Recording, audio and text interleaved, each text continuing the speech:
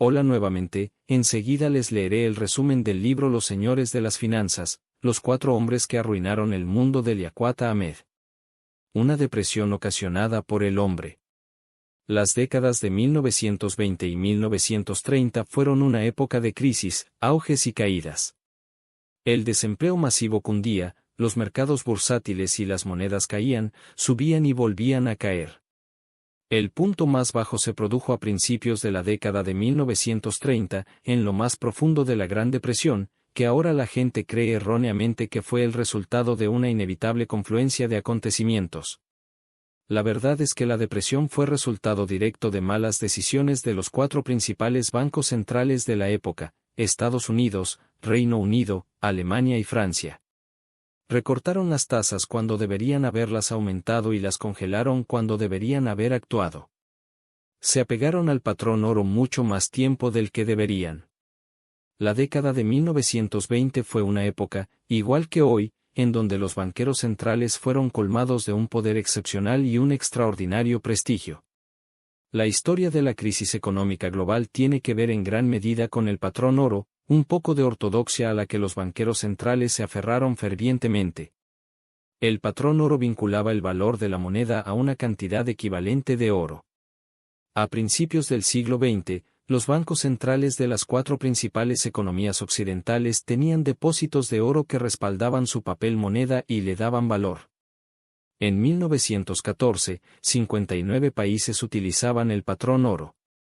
Respaldar la moneda con oro era una señal de que este país desempeñaba un papel muy importante en la economía mundial.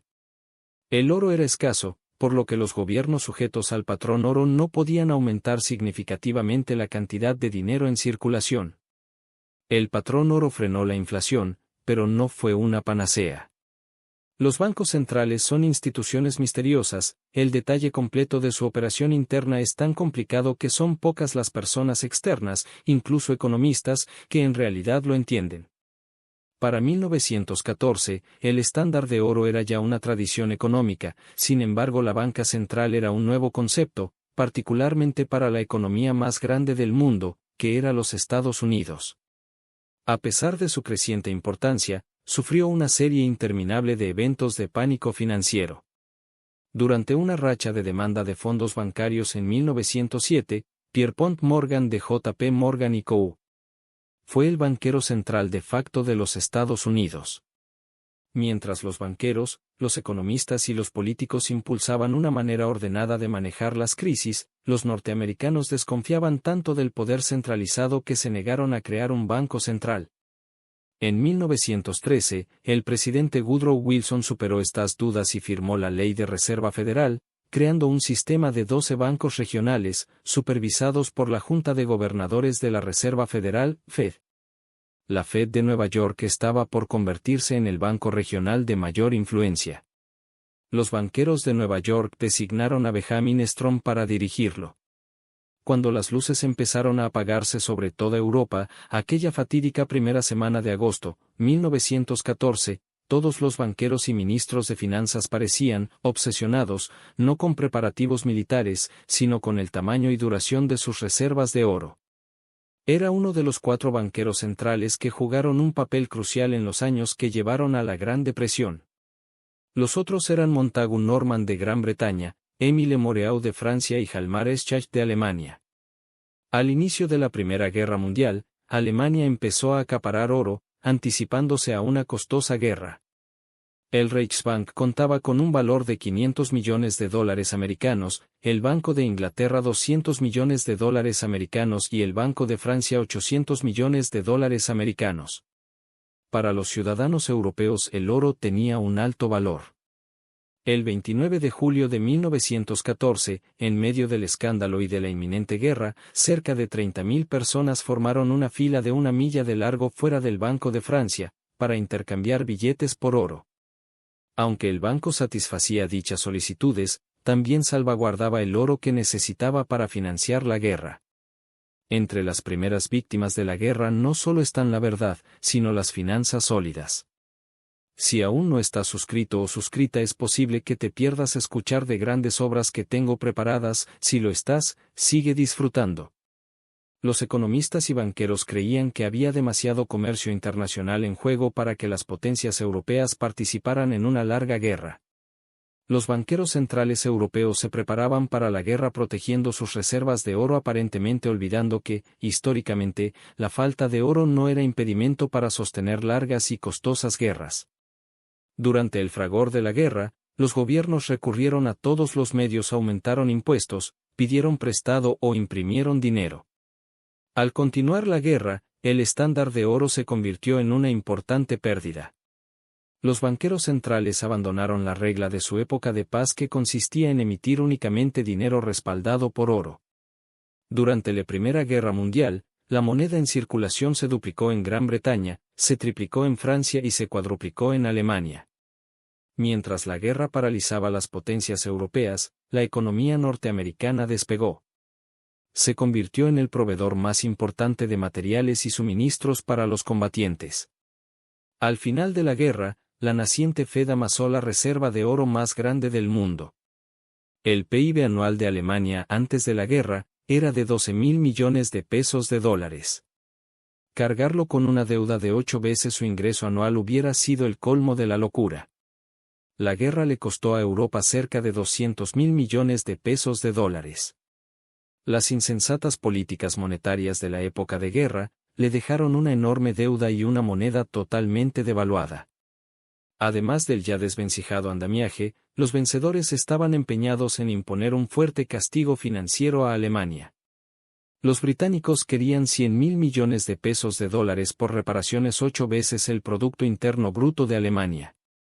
Los franceses, sintiéndose amenazados por sus vecinos alemanes, querían más.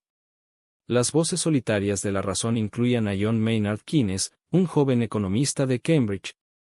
En su libro de 1919, The Economic Consequences of the Peace, las consecuencias económicas de la paz, dijo que Alemania no podría pagar más de 6.000 millones de pesos de dólares. En 1920, una comisión de reparaciones le presentó a Alemania una factura de 33.000 millones de dólares, contrarrestando, Alemania ofreció pagar 7.000 pesos 500 millones. Los británicos propusieron 12.000 pesos 500 millones de dólares, una cifra que los aliados aceptaron. Sin embargo, los alemanes se quedaron convencidos de que no podrían pagar y rápidamente se quedaron rezagados. Keynes abogó por un plan de recuperación más razonable y no tuvo éxito. Sin embargo, el tema estuvo presente durante muchos años. ¿Quiere una barra de pan? Solo le cuesta 140.000 millones de marcos. Las difíciles reparaciones elevaron la inflación y promovieron la devaluación de la moneda en Alemania. En 1914, un dólar costaba 4.2 marcos, en 1923, un dólar equivalía a 630.000 millones de marcos, después 1.300 billones.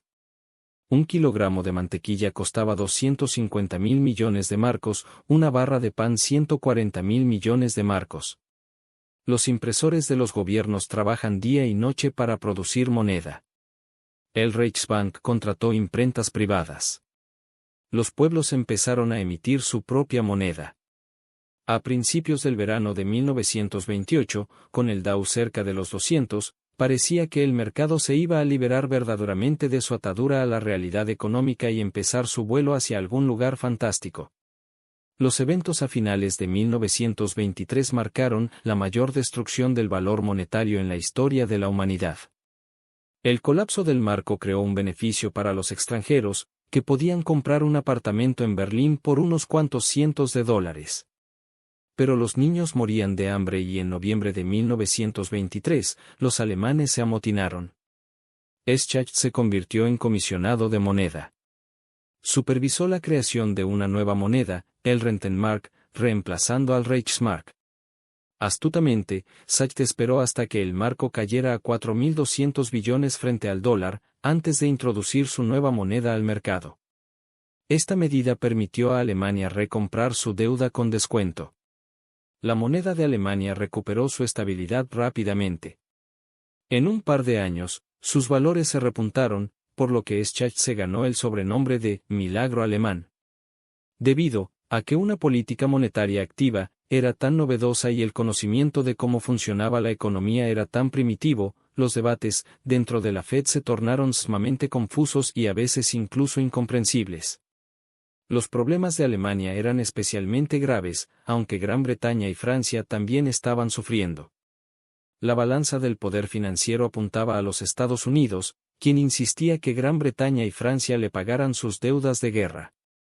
Al demandar el pago total, Norteamérica generó una tremenda caída en Europa, aunque finalmente se renegoció. Si Norteamérica no estaba dispuesta a sacar a Gran Bretaña del apuro, entonces Gran Bretaña no podía tener consideraciones con Francia y Alemania. Si Francia no recibía apoyo, sería implacable en la extracción de dinero por reparaciones en Alemania. Olvidarse del obsoleto estándar de oro fue la clave para revivir la economía.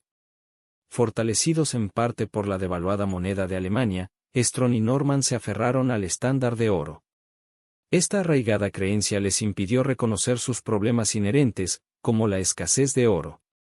Antes de la guerra, las cuatro potencias occidentales tenían 5.000 millones de pesos en oro.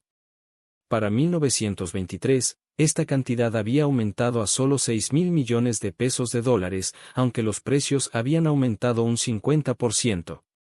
Por lo tanto, el poder adquisitivo del oro disminuyó considerablemente. La concentración de oro en los Estados Unidos también era un problema. Esto parecía benéfico para América, sin embargo la falta de oro en Europa disminuyó la viabilidad económica de sus socios comerciales. Strong tenía miedo que la afluencia de oro generara un aumento en los préstamos y una inflación descontrolada, así que mantuvo fuera de circulación todo el oro que llegaba. También se percató de que la Fed podría afectar la provisión de dinero en el sistema bancario de los Estados Unidos, mediante la compra y venta de valores gubernamentales. El enfoque participativo de Strong ayudó a definir los futuros roles de los banqueros centrales. Cuestionando el estándar de oro. Incluso cuando Alemania se estabilizó, Gran Bretaña cayó en una depresión económica. Londres estaba en vías de expansión, pero el centro industrial estaba sufriendo un desempleo que ya alcanzaba 2 dígitos a medida que las industrias textiles, de carbón y de la construcción de barcos languidecían. Para revertir los daños causados por la inflación en la época de la guerra, Gran Bretaña siguió disciplinadas políticas fiscales para alcanzar una deflación de su economía. El resultado fue una libra fortalecida y altas tasas de intereses. La debilitada moneda francesa hizo que sus exportaciones fueran más competitivas. Mientras la economía británica luchaba por recuperarse, Winston Churchill, ministro de Economía, consideró sacar a Gran Bretaña del estándar de oro. Lo estudió detenidamente y consultó a Keynes, pero al final se unió a los escarabajos de oro de la tesorería norteamericana y del Banco de Inglaterra. Churchill se arrepentiría de haber tomado esa decisión. Mientras que Wall Street había profetizado el caos, los instintos de Roosevelt fueron confirmados. La devaluación cambió toda la dinámica de la economía. En 1926, Francia se enfrentaba a su propia crisis monetaria. La cultura del escándalo en Francia, incluso el Banco Central fue atrapado alterando sus libros contables, profundas divisiones políticas y altas deudas de guerra, debilitaron la confianza en el franco.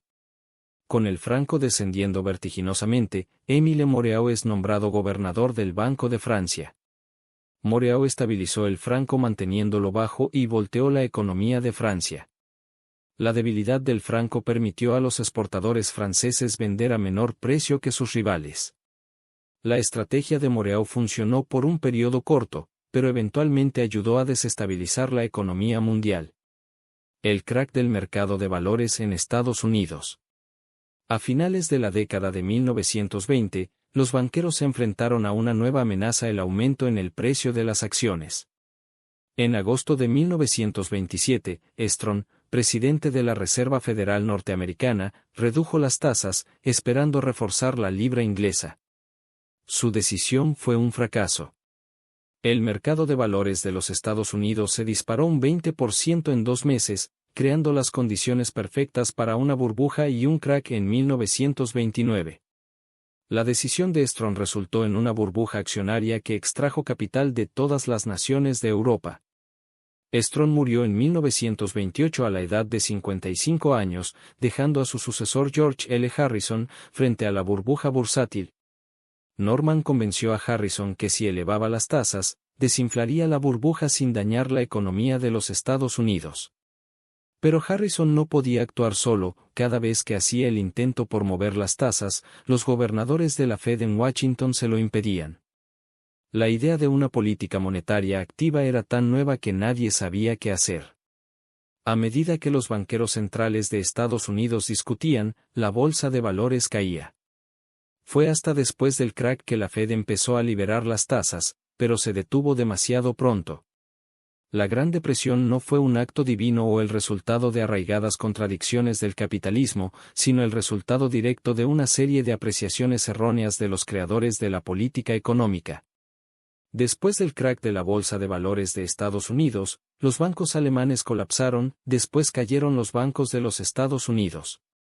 El presidente Herbert Hoover se mostró renuente a intervenir.